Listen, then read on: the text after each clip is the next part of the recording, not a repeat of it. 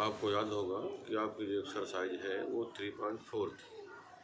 तो एक्सरसाइज 3.4 में question number 1 में हमने आपको कुछ प्रश्न हल करके बताए थे और कुछ आपको स्वयं करना था, जिसको आपने शायद कर भी लिया होगा। और ये भी आपको याद होगा कि जो प्रश्न हल करने थे उनमें हमें विलोपन विधि का प्रयोग करना था। प्रतिस्थापन विधि भी पूछी गई है, जो प्रतिस्थापन विधि आप पिछली एक्सरसाइज में आप पढ़ चुकी हैं। अब वो विधि इस प्रश्नावली में ना इस्तेमाल करें। कुल मिलाकर के आपका उद्देश्य है विलोपन विधि सीखना, तो विलोपन विधि से ही सवाल को हल करें। ठीक, प्रतिस्थापन विधि, विलोपन विधि और उपजगुणन विधि, ये 3 विधियाँ आपको सीखनी है। तो प्रतिस्थापन आप सीख चुके, अब आप सीखेंगे विलोपन, ये भी आप सीख चुके। ठीक है, इसमें आपको आ भी गया होगा। कुल मिला करके आपको प्रतिस्थापन विधि सीख गए, अब विलोपन विधि भी आपको आ गई होगी। नहीं आई तो इसको आप ज़रूर से ज़रूर सीख लें, क्योंकि आपको विलोपन विधि का प्रयोग करके भी सवाल लगाना पड़ेगा। अब आप देखिए किताब में आप एक्सरसाइज 3.4 चल रही थी आपकी, क्वेश्चन नंबर 2। ठीक है, निम्न समस्याओं में रैखिक समीकरण युग्मों के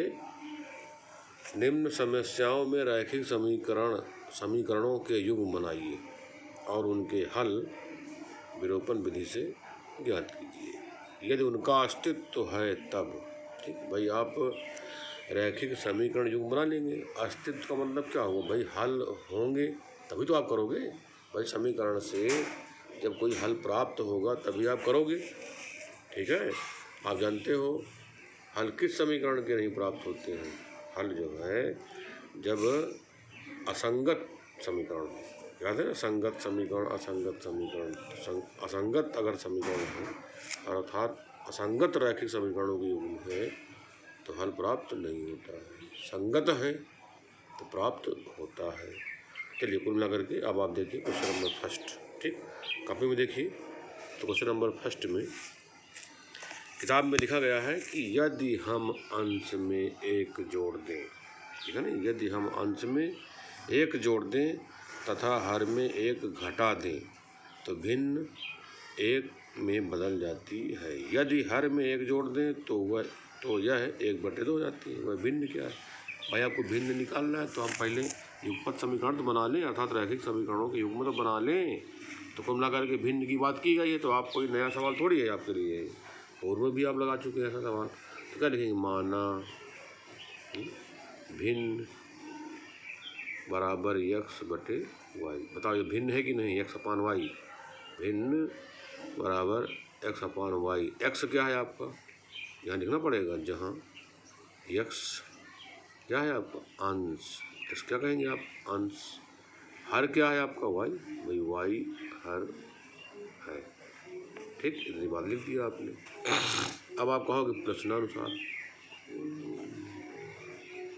प्रश्नानुसार में क्या लिखोगे? क्योंकि आपके किताब में लिखा गया है यदि हम अंश में 1 जोड़ दें, अंश कौन है? x, तो अंश में 1 जोड़ दिया, हर में क्या करना है? 1 घटा दें। ये रीजन हमने घटा दिया, अंश में हमने 1 जोड़ दिया और हर में 1 घटा दिया। ये प्रश्न कह रहा है। तो भिन्न आपकी क्या हो जाएगी? 1 हो जाएगी। ये लीजिए, ठीक, तो भिन्न 1 हो जाएगी, बराबर हमने लिख दिया। अब आप क्या करेंगे भाई? आप जान रहे हो कि क्रॉस मल्टीप्लाई कैसे, अर्थात गुणा करना पड़ेगा कुल मिलाकर के। ये इधर ले जाएंगे आप, तो x+1 बराबर y-1 में किसका गुणा करोगे? 1 का। तो y-1 में जब 1 का गुणा करोगे तो y-1 ही तो आएगा। तो कुल मिलाकर के x+1 बराबर y-1। ठीक, अब ये इधर ले आइए आप, तो x y+1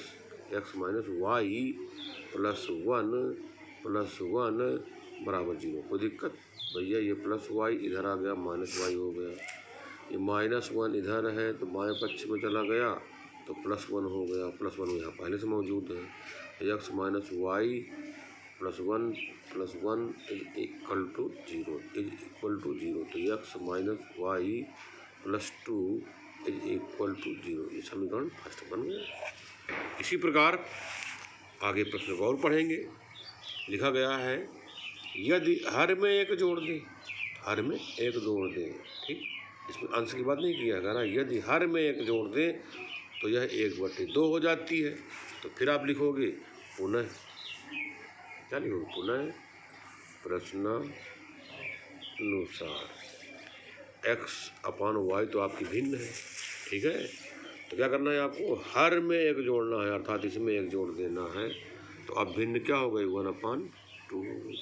फिर वही बात, 2 का इधर गुणा, y धन 1 का 1 में गुणा, तो 2x आ गया। 2 का x में मल्टीप्लाई कर लो आप, तो 2x आ गया। y + 1 का मल्टीप्लाई 1 में करिए तो y + 1 ही आएगा, और y कि नहीं आएगा। अब सभी RHS वाले पद LHS में ले आइए, तो 2x - y - 1 = 0। सेकंड समीकरण हो गया। अब आपको पता होना चाहिए कि फर्स्ट और सेकंड समीकरण हमें किस विधि से हल करना है, विलोपन विधि से। देख लीजिए, x - y + 2 = 0, 2x - y - 1 = 0, ठीक है। तो आप देख रहे हो कुल मिलाकर x के नीचे x लिखा है, y के नीचे y लिखा है, और अचर के नीचे अचर लिखा हुआ है, ठीक है। तो आप देख रहे हो कि y वाले पद क्या है, समान है, लेकिन दोनों के चिन्ह क्या ऋण है। हमें क्या करना है, विलोपित करना है, अर्थात काटना, हटा देना है। तो कुल मिलाकर के जब चिन्ह असमान होंगे तब ये कटेंगे। तो क्या करें, घटा दें, घटाने में चिन्ह बदल जाते हैं। यहाँ प्लस है तो यहाँ माइनस हो जाएगा, यहाँ माइनस है तो प्लस हो जाएगा, यहाँ माइनस है तो प्लस हो जाएगा, ठीक है। तो कुल मिलाकर ये माइनस ये प्लस हो गया, इस चिन्ह कट गए। यहाँ प्लस है और यहाँ माइनस है, तो प्लस माइनस घटेगा ना, तो 2x से 1 घटा दो तो x आएगा। चिन्ह कौन सा लगेगा, जो भाई जो बड़ा हो। बड़ा कौन है इसमें, 2, तो इसका चिन्ह ऋण है, तो ऋण x रहेगा। इधर ये प्लस क्या हो जाएगा, +3 जुड़ जाएंगे ना, धन 1 और धन 2, क्योंकि इसका ऋण 1 नहीं चिन्ह है, अब ऋण का धन चिन्ह हो गया, तो धन और धन समान चिन्ह है, अर्थात 3 1 2 1 3 जोड़ दो, इधर क्या आएगा, 0। तो कुल मिलाकर के -x = 0 - 3, -x = -3, तो x = 3। कुल मिलाकर के x का मान आया कि नहीं है। अब आप जान रहे हो कि हमने अभी y विलोपित किया था, अब आप क्या करोगे, x विलोपित करोगे। तो x विलोपित करोगे, ठीक है, लेकिन x देख लो आप पहले समीकरण में और सेकंड समीकरण देख लीजिए। x इसमें 1 x है, इसमें 2 x है, इसमें भी 2 x होना चाहिए। इसका मतलब समीकरण 1 में 2 का गुणा करना पड़ेगा। तो क्या लिखोगे, समीकरण फर्स्ट में 2 का गुणा करने पर क्या जाएगा, 2x - 2y + 4 = 0, है ना। 2x 2 गुणा करिए, इसमें 2x ऋण 2y धन 4 और 2 शून्य रहेगा ही। इसी के नीचे आप सेकंड समीकरण लिख दीजिए। सेकंड क्या है, 2x ऋण y ऋण 3 = 0, ठीक। तो कुल मिलाकर अब x तो बराबर हो गए, लेकिन चिन्ह यहाँ धन है, यहाँ धन है, चिन्ह समान है, जुड़ेंगे। हमें क्या करना है, विलोपित करना है, काटना है। तो चिन्ह अलग अलग होने चाहिए। तो यहाँ प्लस है तो यहाँ क्या करेंगे, माइनस, यहाँ माइनस है तो प्लस, यहाँ माइनस है तो प्लस। तो कुल मिलाकर के घटाने पर चिन्ह बदल जाते हैं, घटा दिया हमने, कट गया अब आपका। अब ये प्लस है, ये माइनस है, घटेगा तो 2y से 1y घटा दो तो y आ जाएगा, 1y। चिन्ह कौन सा लगेगा, जो बड़ा हो, तो माइनस लगा देंगे आप। यहाँ प्लस है, ये प्लस है। अब आप बताइए, प्लस प्लस ऐड होंगे ना, जुड़ेंगे ना, तो 4 और 3 ऐड कर लीजिए, कितना आ जाएगा, 7। तो +7 = 0, तो -y = 0 - 7, तो y = -7, ठीक है। तो y बराबर कुल मिला के 7 आया।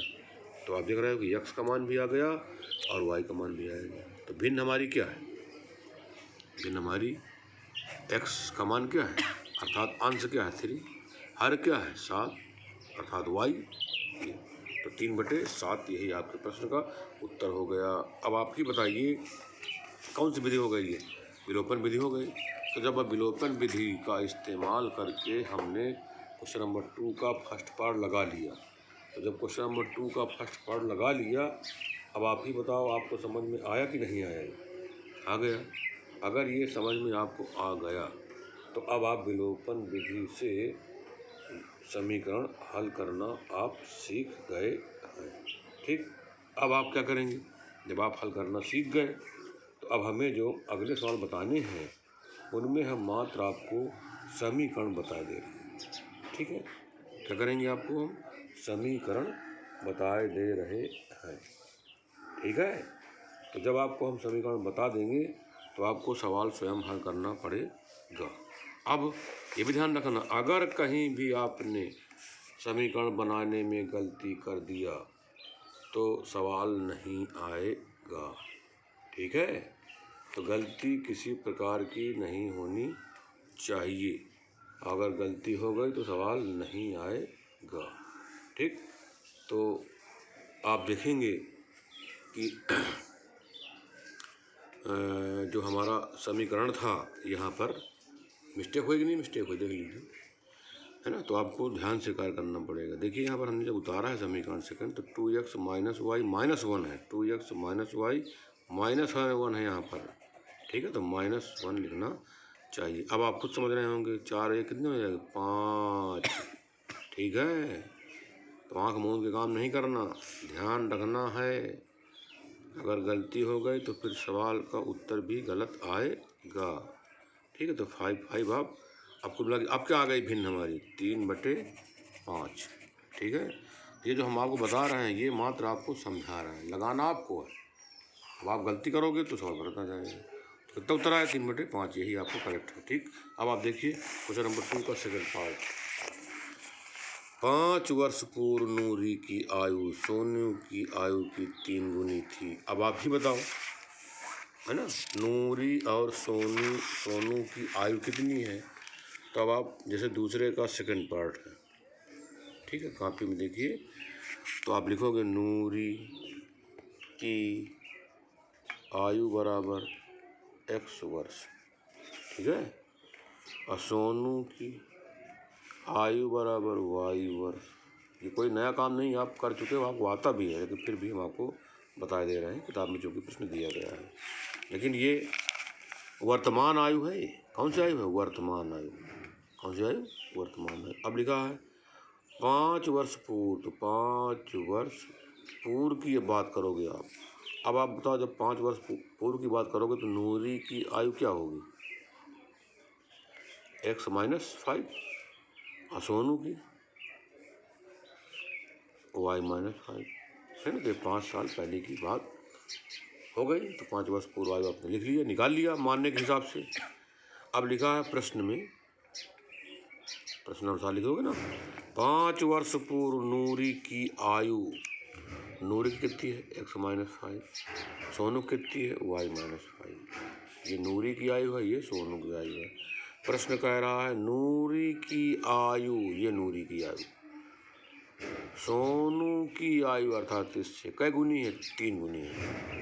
तो इसका मतलब यदि हम 3 का गुणा इसमें करते हैं तो अब दोनों की आयु क्या हो जाएगी, बराबर हो जाएगी।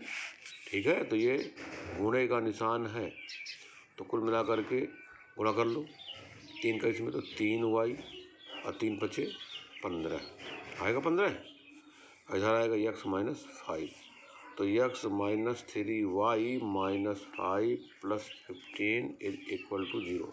क्यों, क्योंकि प्लस 3y जब इधर आएगा तो माइनस 3y हो जाएगा, और माइनस 15 जब इधर आएगा तो प्लस 15 हो जाएगा। तो कुल मिला करके x माइनस 3y, ये प्लस है, ये मान घट जाएगा ना, 15 से 5 घट कर कितना है, 10। ये समीकरण हो गया आपका फर्स्ट।